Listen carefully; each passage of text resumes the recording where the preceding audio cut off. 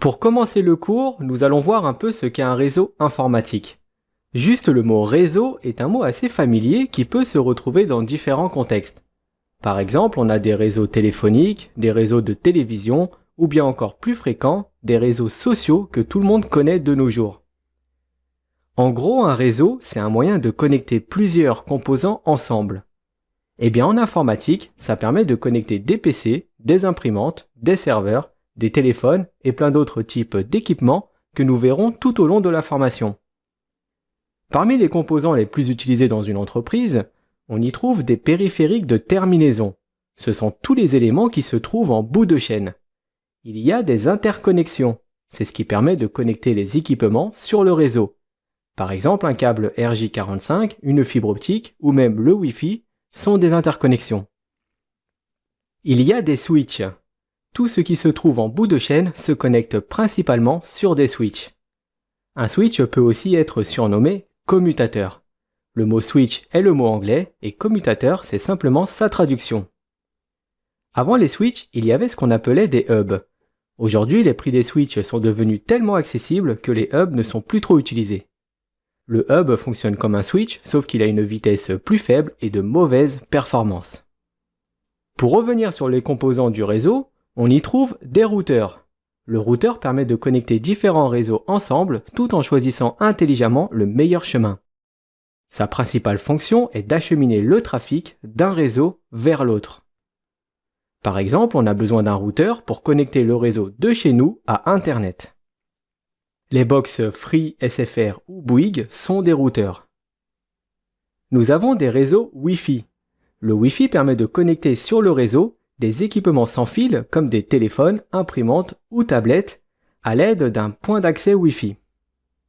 Et on y trouve des firewalls qui se traduit en français par le mot pare-feu. Ce sont des systèmes de sécurité qui surveillent et contrôlent tout le trafic qui rentre et qui sort en fonction des règles que l'administrateur réseau aura configurées.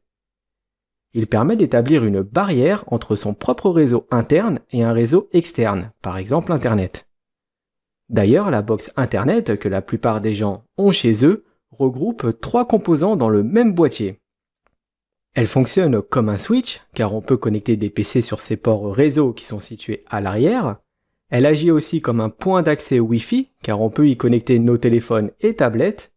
Et enfin, elle se comporte comme un routeur en connectant tout le réseau local à Internet.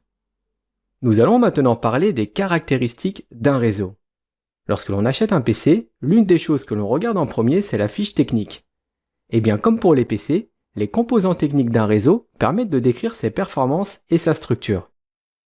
Connaître chacune des caractéristiques d'un réseau permet de mieux comprendre comment le réseau est conçu et quel type de performance on en attend. Parmi ces composants à analyser, il y a la topologie. Il existe des topologies physiques et logiques. La topologie physique, c'est l'agencement des câbles, les équipements réseau et les éléments en bout de chaîne. Et la topologie logique, c'est le chemin sur lequel les données sont transférées dans le réseau. Comme autre composant, il y a la vitesse. C'est la mesure du débit qui est en bits par seconde pour les liens sur le réseau.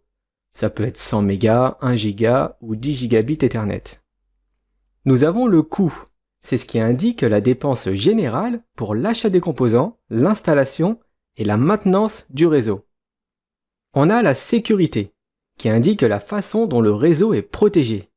Alors aujourd'hui, la sécurité est très importante car les techniques et les pratiques évoluent constamment et très rapidement.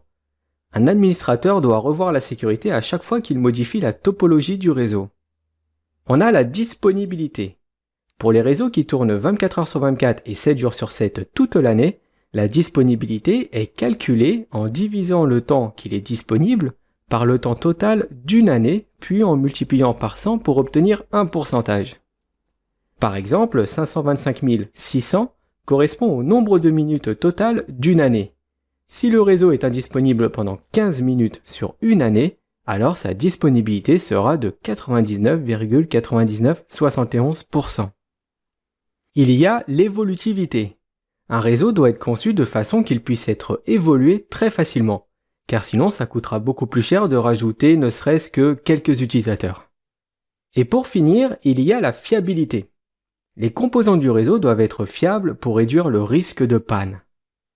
L'ensemble de ces caractéristiques que nous venons de voir permettent de comparer différentes solutions de réseau.